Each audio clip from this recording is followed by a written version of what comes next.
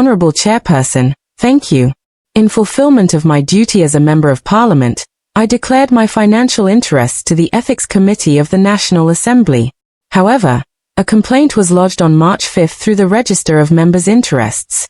After its review, the committee found that there was an item I had not disclosed. I made my case before them, presenting the reasons why I had not declared it, but my submissions were rejected. Their conclusion was firm: I should have declared the item. And for that breach, they imposed a fine of 10,000 rand. As a disciplined Member of Parliament who respects the law and the integrity of this institution, I have chosen to comply. The funds will be deducted from my salary. That is where the matter stands. But the Chamber did not rest. A supplementary question was raised. The Deputy President, it was said, had declared ownership of a property worth 7.5 million rand. Members pressed, how could such a property be acquired on a Deputy President's salary? The question was sharp, the tone unrelenting. The presiding officer intervened. Was this a new question or a continuation of the old one? Members objected, voices rose. One side insisted it was a fair extension, the other, that it was an entirely new inquiry. The chair ruled. The Deputy President did not have to answer. Disorder followed. Points of order flew across the chamber. Rules were cited. Rule 695, Rule 912. Members stood, arguing not just about the question but about the very authority of the presiding officer. Some demanded respect for procedure, others demanded answers. The chamber quaked with interruptions. The voice of authority stretched thin. And yet, through the noise, another voice rose. It was a reminder that the declaration of interests by members of Parliament and the executive is not optional. It is a legal requirement. It is the cornerstone of accountability and a tool to maintain the trust of the public. The declaration of the Deputy President, it was said, was confusing. It sparked speculation in the media, ignited public debate, and raised more questions than it answered. The question was direct. Did the Deputy President's explanation bring the matter to a close, or was there still something he needed to disclose to the people of South Africa?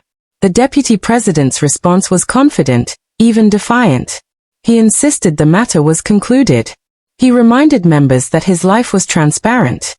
His house, his assets, all declared. He had no skeletons, no secrets. His declaration had not changed from last year to this one. Yet, he claimed, the media, especially News 24, had twisted the story, manufacturing confusion and guiding members to ask questions not rooted in fact, but in rumor. The chamber grew tense again. Members objected, arguing that the Deputy President was dismissing legitimate concerns by blaming journalists. The presiding officer cut in sharply. The Deputy President must be allowed to finish. It was improper for members to interrupt his reply.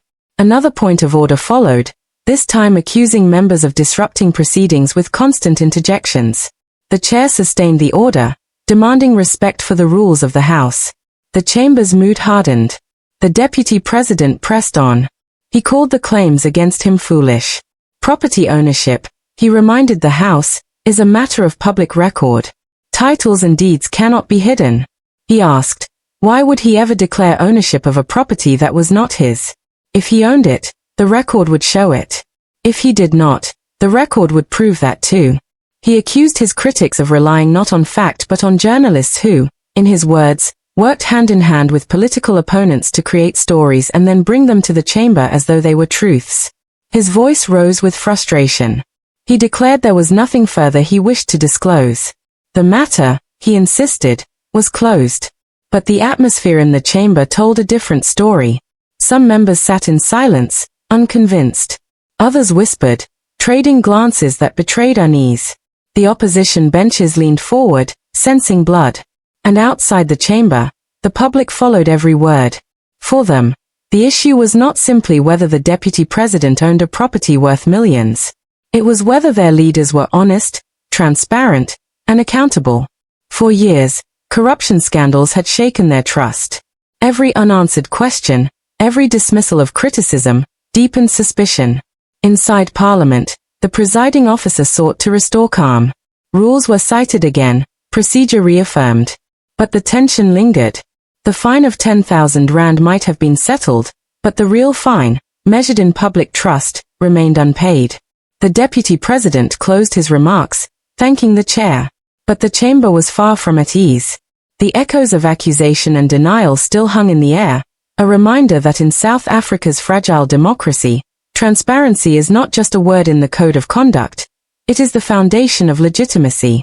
And so the matter rests for now, suspended between compliance and suspicion, between law and politics, between what was declared and what remains unanswered.